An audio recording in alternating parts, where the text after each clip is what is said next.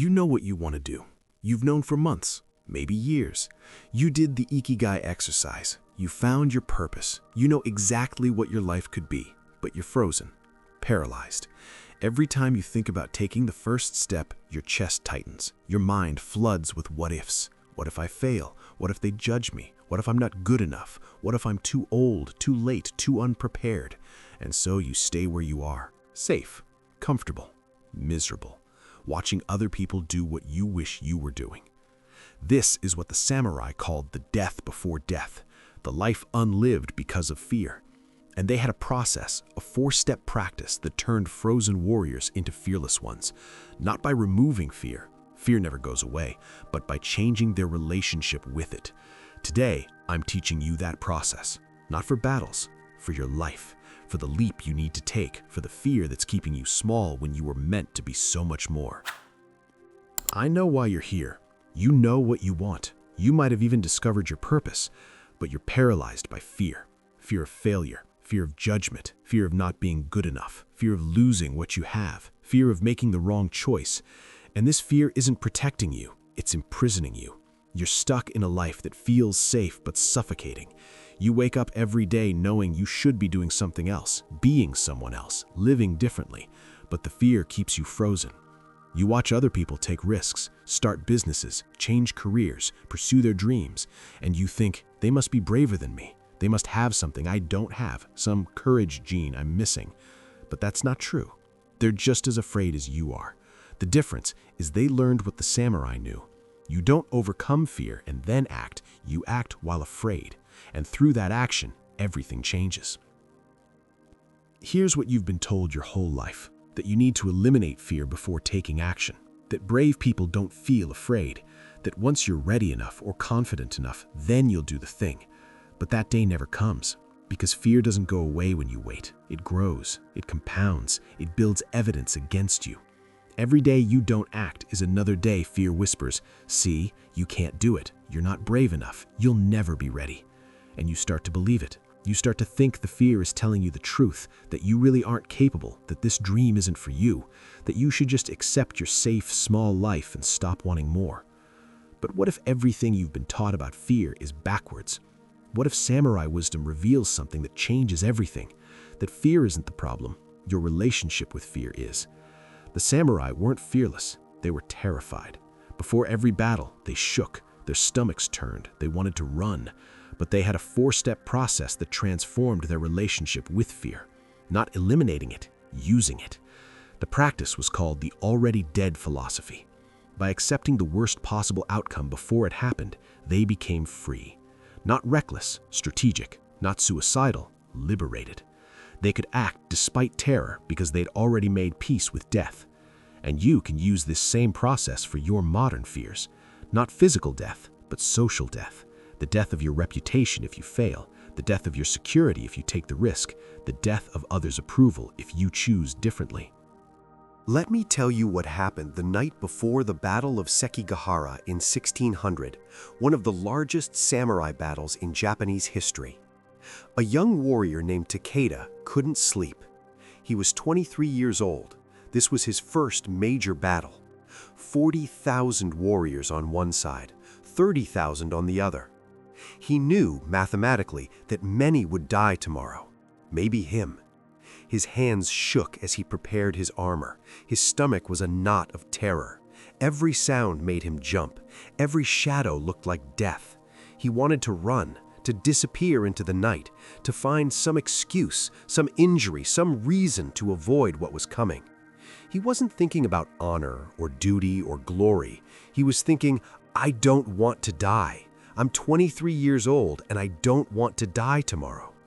But he didn't run, because that afternoon his master had performed a ritual with him, a ritual every samurai performed before battle. The master gave him paper, ink, and brush. Write your death poem, he said. Takeda protested, but master, I'm not going to die tomorrow. I'm going to fight with everything I have. I'm going to survive. The master smiled. Perhaps. Perhaps not, but you will write the poem as if you know you won't return, as if dawn tomorrow is your last dawn. Write what you want your family to remember. Write what your life meant. Write your final words. Takeda sat for an hour, staring at blank paper. How do you summarize a life? How do you say goodbye when you desperately don't want to go? And then he started writing. He wrote about the cherry blossoms in his village that bloomed every spring, about his mother's hands, weathered and strong from years of work, about the way morning light looked on the mountains, painting them gold, about honor and duty, yes, but also about simpler things, the taste of rice, the sound of rain, the warmth of the fire in winter. He wrote about the privilege of being alive, even briefly, even in a world where young men die on battlefields. When he finished, something had shifted. The fear was still there, his hands still shook, his stomach still churned, but underneath the fear was something else now: peace, acceptance, clarity. He'd written his goodbye. He'd said what needed to be said. He'd accepted that tomorrow might be his last day, and in accepting that, in really facing it and making peace with it, he'd become free. Free from the desperate clinging that makes warriors hesitate. Free from the what-ifs that cause fatal mistakes. Free to be fully present in whatever came next. The master read the poem and nodded. Good. Now you understand. You've already died on this paper. Whatever happens tomorrow is just confirmation of what you've already accepted. You are already dead. This frees you to fight without hesitation, without the paralysis that comes from trying to protect a life you're desperately clinging to. You're free now, free to be fully present, free to act without the weight of what if. Do you feel it? And Takeda did feel it. For the first time since learning about the battle, he felt calm. Not because the danger was gone, the danger was very real, but because he'd stopped fighting against the possibility of death and started accepting it. And in that acceptance, fear lost its strangling grip. He could breathe again. He could think clearly again. He could act. Takeda survived that battle, but he said later that the ritual of writing the death poem changed him forever, not just for battle, but for life. After accepting death, everything else became smaller. Every other fear became manageable. The fear of embarrassment? He'd accepted death. Embarrassment was nothing. The fear of failure? He'd accepted the ultimate failure, dying young. Every other failure was survivable. The fear of judgment? He'd faced the judgment of his own mortality. Human judgment meant nothing in comparison.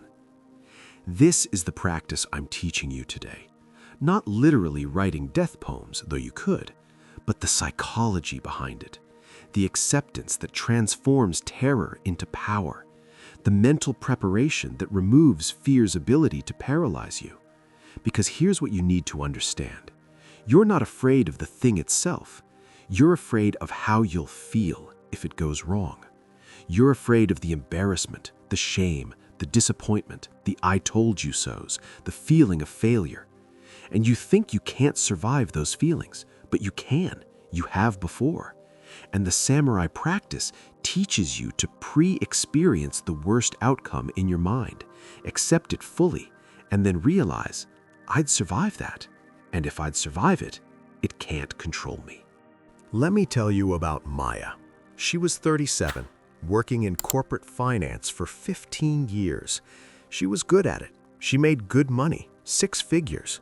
Her family was proud, her friends were impressed. On paper, she was successful. But she was dying inside because her ikigai, her real purpose, was teaching. Not corporate training, not adult education, teaching kids, middle school kids. She wanted to leave her corporate career and become a teacher. She'd known this for 3 years. 3 years of waking up knowing what she was meant to do. 3 years of feeling the pull. 3 years of ignoring it because the fear was too big. The fear wasn't about danger. Teaching wouldn't kill her. The fear was social, reputational, financial. What will my parents think? They're so proud of my corporate success. What if they're disappointed? I make 6 figures. teachers make a third of that? How will I afford my lifestyle? What if I can't? What if I have to sell my condo, downgrade my car, change everything? What if I'm terrible at teaching? What if I spent 15 years building the wrong career and now I'm starting over and I fail at this too? What if everyone thinks I'm crazy? What if they're right? These fears kept her frozen for 3 years. 3 years of Sunday night dread, 3 years of counting down to Friday, 3 years of envying people who loved their jobs, 3 years of knowing she was supposed to do something but being too terrified to move. And the fear was compounding. Every month she didn't act was more evidence that she couldn't. Every year was more sunk cost in the wrong career. Every birthday was more proof that she'd missed her chance, that she was too old, too established, too far down the wrong path to turn back now. Then she learned the samurai practice. I walked her through it, step by step. Step 1, name the fear specifically. Not "I'm scared" or "I don't know if I should," but the exact specific fear. I said, "What are you actually afraid of?" And she said, "I'm afraid I'll fail at teaching and prove I wasted my life chasing the wrong dream." There it was, specific, named, not vague anxiety, but clear fear. Step 2, visualize the worst realistic outcome. Not catastrophizing, not imagining she'd end up homeless and alone, but realistic worst case. I said, close your eyes and imagine it. You become a teacher. What's the worst that realistically happens? She sat quietly for a long time. Then she said, I become a teacher. I struggle with classroom management. The kids are harder than I expected. I'm exhausted all the time. I miss my old salary. I have to move to a smaller place. My parents are disappointed. They don't understand why I gave up such a good job. My old colleagues think I'm crazy. I wonder sometimes if I made a mistake. I feel like I failed. I said, sit with that image. Really feel it. Don't push it away. Feel the embarrassment of struggling. Feel the financial stress. Feel the disappointment from your parents. Feel the judgment from old colleagues. Feel the doubt. Let yourself experience all of it right now in your imagination. She cried, not because it wasn't scary, but because she was finally letting herself feel the fear fully instead of running from it. Step 3, accept it. This was the hard part. I asked her, in that worst-case scenario you just imagined, would you survive? Long pause. Yes, I'd be alive. Probably stressed, probably embarrassed, probably wondering what if, but alive. And would you have tried? Yes. So you'd know. You wouldn't spend the rest of your life wondering what if I'd become a teacher. No, I'd know. And if teaching didn't work out, could you try something else? Could you go back to corporate or try a different career or find another path? She paused again. I suppose. Yes, I wouldn't be trapped forever. So worst case, you try, it's harder than you hoped, you struggle financially for a while, your parents are disappointed, you wonder if you made a mistake, but you survive. You learn something about yourself, and you can pivot if you need to. That's the worst case. Can you accept that? And she started crying harder, but this time not from fear, from relief, because she realized, I can survive my worst fear. It's not death, it's not destruction, it's just very uncomfortable. And I've survived uncomfortable before. I survived my father's death. I survived a bad breakup. I survived being laid off in my 20s. I've survived worse than this worst case. And if I can survive it, then it can't control me anymore. Step 4, take action anyway. Not waiting for the fear to go away, acting despite it. I said, what's one small step you can take this week? She said, I can email the teaching certification program and ask about their next cohort. Just an email, that's it. And she did. And that email led to an application, which led to acceptance, which led to giving notice at her corporate job, which led to starting the certification program, which led to her first teaching job. And here's what actually happened. She loves teaching. She's great at it. The kids love her. Yes, she makes less money. Yes, her lifestyle changed. Yes, her parents were confused at first, but she wakes up with purpose now. She goes to bed tired but fulfilled. She's living her ikigai. But even if it hadn't worked out perfectly, even if she'd struggled more, even if she'd been mediocre, she would have survived. And more importantly, she'd be free from the what-ifs that was eating her alive for 3 years. She'd know. And knowing, even knowing you tried and it didn't work, is better than a lifetime of wondering. So, what are these 4 steps exactly? Let me break them down clearly so you can use them today. Step 1. Name the fear specifically. Not, I'm afraid or I'm nervous, but the exact fear. Write it down. I'm afraid that if I start my business, it will fail and I'll lose my savings and everyone will think I'm stupid. I'm afraid that if I change careers, I'll be terrible at it and regret leaving my secure job. I'm afraid that if I pursue my purpose, people will judge me and I'll prove I'm not good enough.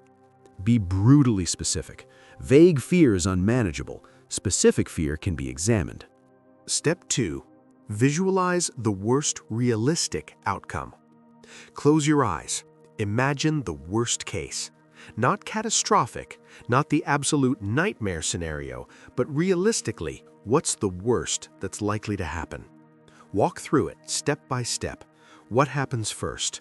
How do people react? What do you lose? What do you feel? What do others say? Where are you 6 months later? Don't rush this. Really see it. Feel the disappointment, the embarrassment, the stress. Let your body experience the fear fully. Because here's the secret.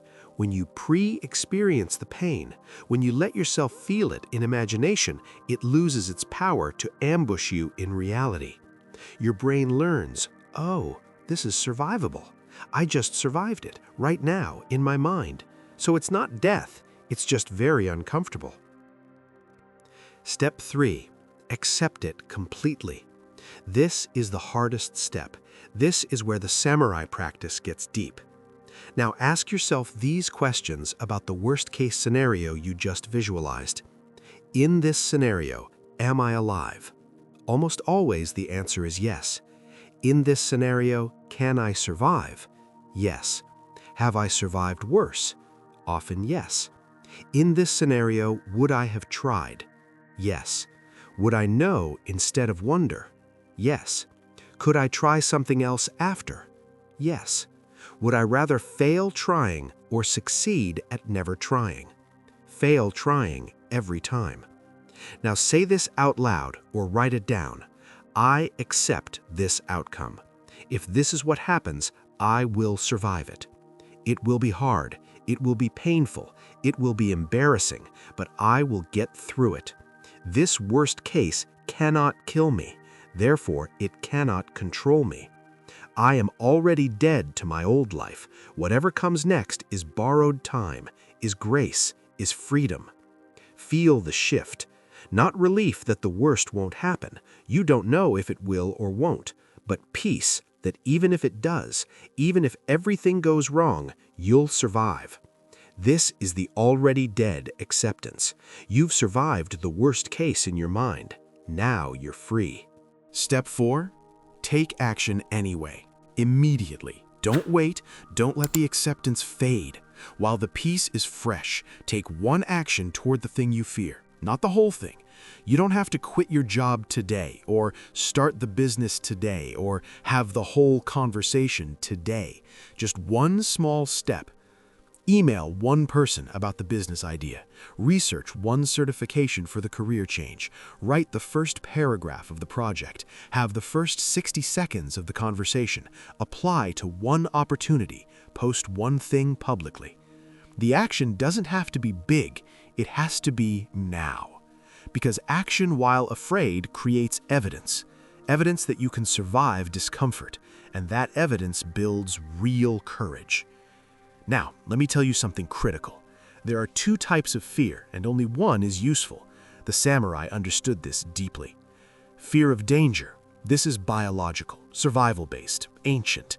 When you see a predator, a fire, a cliff edge, your amygdala screams danger and your body responds. Adrenaline, fight or flight, heightened senses. This fear keeps you alive. This fear is useful. Respect it. Listen to it. If something will actually physically harm you, the fear is doing its job. But fear of judgment, this is social, ego-based, modern. When you imagine people laughing at you, rejecting you, thinking you're stupid, incompetent, crazy, your brain responds the same way. Adrenaline, fight or flight. But here's the problem. This fear doesn't keep you alive. It keeps you small. It keeps you safe from embarrassment at the cost of living your purpose. It protects your ego while destroying your potential. The samurai called this the difference between fearing death and fearing dishonor. Death was real danger. Avoid it when possible, accept it when necessary. But dishonor was social fear, and it paralyzed more warriors than any enemy blade ever did. So they developed practices to distinguish between them, to recognize which fear was wisdom and which was prison. Here's how you know. Ask yourself, if I do this thing I'm afraid of, will it physically harm me? Can I actually die or be seriously injured? If yes, that's fear of danger. Listen to it, find a safer way, or don't do it. But if no, if the fear is about embarrassment, judgment, financial stress, social consequences, that's fear of judgment. And that's the fear we're working with today. Starting the business won't kill you. Failing at it won't kill you. People judging you won't kill you. Your parents being disappointed won't kill you. Being embarrassed, being wrong, being laughed at, none of that kills you.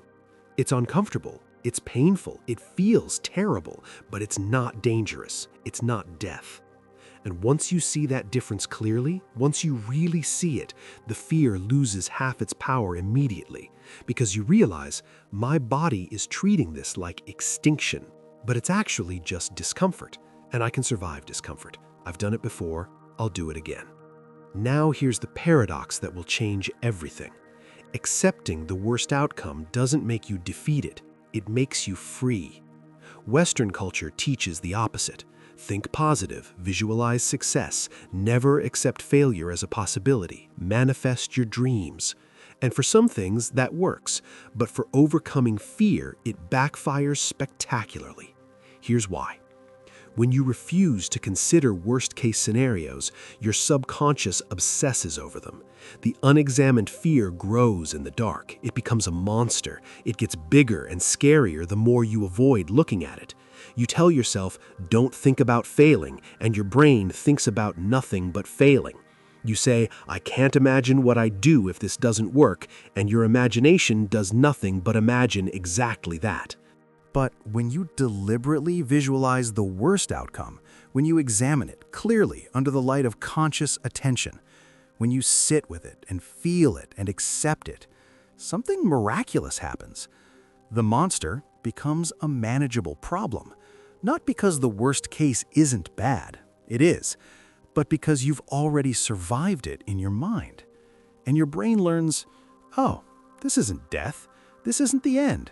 This is just very, very uncomfortable. And I can handle uncomfortable. I've handled it before. The samurai practice was to mentally die before battle, to accept, I might not come home tonight. My family might mourn me. My body might rot on this field. My name might be forgotten. They didn't do this to be morbid or depressing. They did it to be free. Because once you've accepted death, everything else is a bonus. Every moment alive is a gift. Every breath is grace. You're not clinging desperately to life, terrified of losing it. You're appreciating it fully while you have it.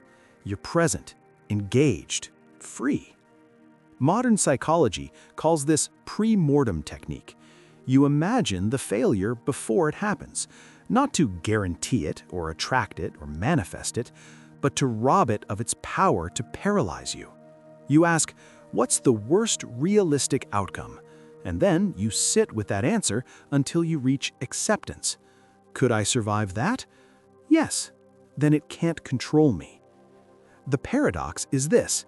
By accepting the worst, you become capable of achieving the best, because you're no longer playing defense. You're not protecting what you have out of terror of losing it. You're playing offense, taking risks, trying things, experimenting, learning. Because the worst case, you've already accepted it. You've already survived it mentally. And if you've already accepted it, it can't threaten you anymore. It can't hold you hostage. It can't keep you frozen. Now let me teach you the daily practice. This isn't a one-time thing. This is something samurai did every day, and you should too. Every morning, for 60 seconds, before you check your phone or start your day, do this. Identify the thing you're afraid to do today, the email you're avoiding, the conversation you're postponing, the decision you're delaying, the step you know you should take. Name it. Then do a quick pre-mortem. What's the worst realistic outcome if I do this thing? Not catastrophic, realistic. Visualize it briefly. Feel it. Then accept it. Say, I accept this outcome. If it happens, I'll survive. I'll learn. I'll try again. I am already dead to my old self. Today is grace. Then ask, what's one small action I can take toward this fear? And do it. Before noon if possible, before the day gets away from you, before the fear has time to rebuild its defenses. Over days, weeks, months, you'll gather a library of evidence. Evidence that you did scary thing number 1 and survived. You did scary thing number 2 and survived.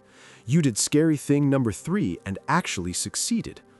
Your brain stops believing fear's lies because you have proof, concrete, lived proof, that fear is not danger, discomfort is not death, and you are capable of so much more than you thought. This is the samurai practice, not becoming fearless, becoming freed despite fear. Not waiting for courage to arrive before you act, acting while afraid and letting the action create the courage. Not seeking comfort before the leap, leaping while uncomfortable and discovering you can fly even while shaking. Here's what I want you to understand deeply. Courage isn't the absence of fear, it's action despite fear. The samurai were terrified before battle, absolutely terrified. Their hands shook, their stomachs churned, they wanted to run. But they didn't wait for the fear to stop before acting. They acted while afraid. They walked onto the battlefield with terror in their hearts and discipline in their feet. And that is courage. Not feeling brave and then doing the thing while feeling terrified. Not waiting to feel ready and then starting while feeling completely unready and trusting that readiness comes through action, not before it. We've been taught backwards our whole lives. First become confident, then act. First feel brave, then do the thing. First get ready, then begin. But that's not how courage works. That's not how readiness works. That's not how confidence works. Confidence comes from action, not before it. You don't feel brave and then start the business. You start the business while terrified. And after surviving the first month, the first client, the first challenge, you feel slightly braver. You don't feel fearless and then have the hard conversation. You have the conversation while shaking. And afterwards, you realize, I can survive hard conversations. I just did. The samurai knew this. They didn't wait to feel ready for battle. They acted while unready. And the action itself, the doing of the thing while afraid, that's what created the warrior. Not training, not preparation, those helped, but the actual transformation happened in the moment of acting despite fear. This is the essence of the practice. You don't overcome fear and then act. You act, and through repeated action, the fear diminishes, not because the situation gets safer, but because you get stronger. You gather evidence that you can survive uncomfortable things, and that evidence is real courage, not the absence of fear, the ability to act anyway. So stop waiting to feel brave, start acting while afraid. Stop waiting to feel ready, start acting while unready. Stop waiting for certainty, start acting despite uncertainty. The samurai walked onto battlefields not because they stopped feeling afraid, not because they achieved some state of Zen fearlessness, but because they had a practice that freed them to act despite terror. And now, you have that practice too. Let me come back to where we started. You know what you want to do. You've known for months, maybe years. You've found your purpose. You know what your life could be, but you've been frozen, paralyzed by fear.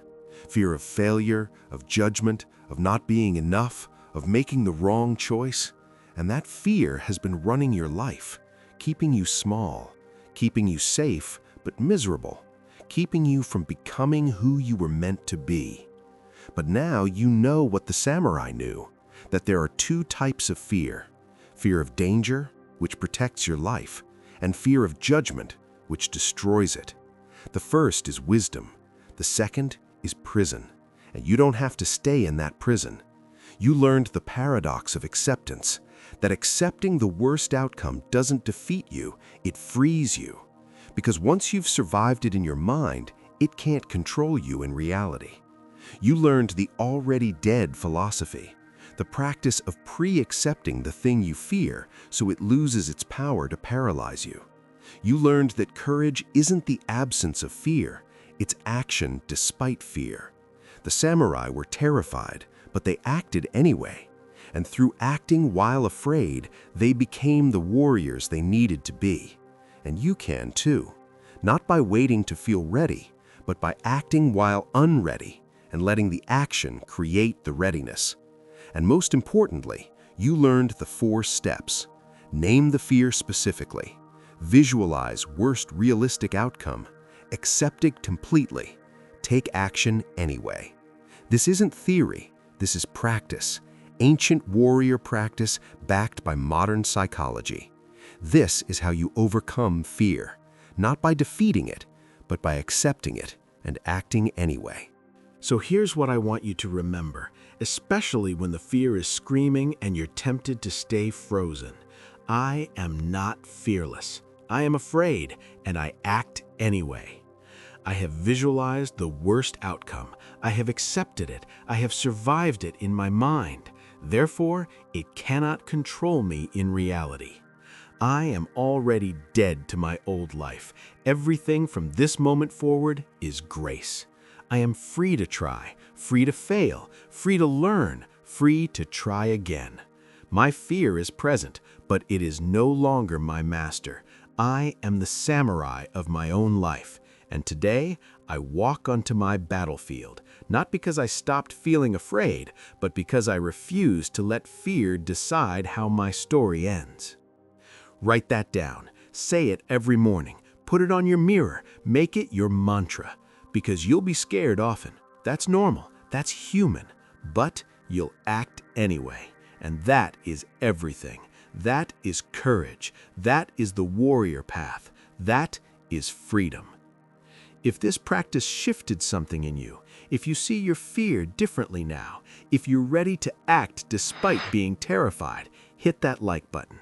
It tells me this ancient warrior wisdom still works for modern battles, that these practices still transform lives. And if you want more of this, Japanese philosophy that gives you real practices, not empty motivation, wisdom that says courage is action despite fear, not absence of it, frameworks that work when you're paralyzed, subscribe to Wisdom Forgotten. We're building a community of warriors here, not soldiers, people. Brave, scared, human people who refuse to let fear write their stories, who act while afraid, who fall and get back up, who try and fail and try again. That's what warriors do. Leave a comment. Tell me, what fear are you naming today? What's the worst realistic outcome you're accepting? What's the one action you'll take despite being afraid? I read every comment. Your courage inspires others. Your vulnerability gives them permission. Share your battlefield, because we're all warriors here. Some of us just figured out that you don't have to wait for fearlessness. You just have to act anyway. And if someone you love is frozen by fear right now, paralyzed by what if, stuck watching others live while they stay safe, share this video. Not as pressure, not as judgment, but as the practice that might free them. The ancient wisdom that says you don't have to be fearless, you just have to act anyway. And that's enough. That's more than enough. That's everything. The night before the Battle of Sekigahara, thousands of samurai wrote their death poems. They accepted that tomorrow might be their last day. And that acceptance, that pre-experiencing of their greatest fear, that's what freed them to fight without hesitation, without the paralysis that comes from desperately clinging to what you might lose. They'd already lost it in their minds, so they were free. You're not going into physical battle, but you have your battlefield, your career change, your business launch, your creative project, your vulnerable conversation, your purpose pursuit, the thing you know you need to do but you're terrified to start, the leap you keep postponing, the life that's waiting for you on the other side of fear. And just like those samurai, you need to accept the worst case before you step onto that field. Not because you want it to happen, you don't, but because accepting it removes its power to paralyze you. You survive it in your mind, you make peace with it, and then you realize, if I'd survive that, I can try this. If that's the worst case and I'd get through it, then there's nothing stopping me except my own hesitation. So tonight, do the practice. Name your fear, visualize worst case, accept it, feel the fear fully, and then feel the peace underneath. The peace of someone who's already survived the worst in their imagination. The peace of someone who's already dead to their old life. And then tomorrow morning, take the first step. Shaking, uncertain, afraid, but moving. Because that's what warriors do. Not fearless people, brave people. And brave people are just afraid people who act anyway. Your battlefield is waiting. Your worst case has been accepted. Your fear has lost its control. Now act. Despite everything, because of everything, while afraid of everything, act anyway. Because on the other side of that fear, on the other side of that action, is the life you were meant to live, the person you were meant to become, the purpose you were meant to fulfill. And you don't need to be fearless to get there. You just need to be willing. Willing to feel afraid and move forward anyway. Willing to shake and still take the step. Willing to be terrified and do it anyway. That's all courage ever was. Not the absence of fear, the decision to act despite it. I'll see you in the next video. Until then, be the samurai of your own life. Write your death poem, accept your worst case, and walk onto your battlefield. Not fearless, just willing. And that's enough. That's always been enough. That's everything.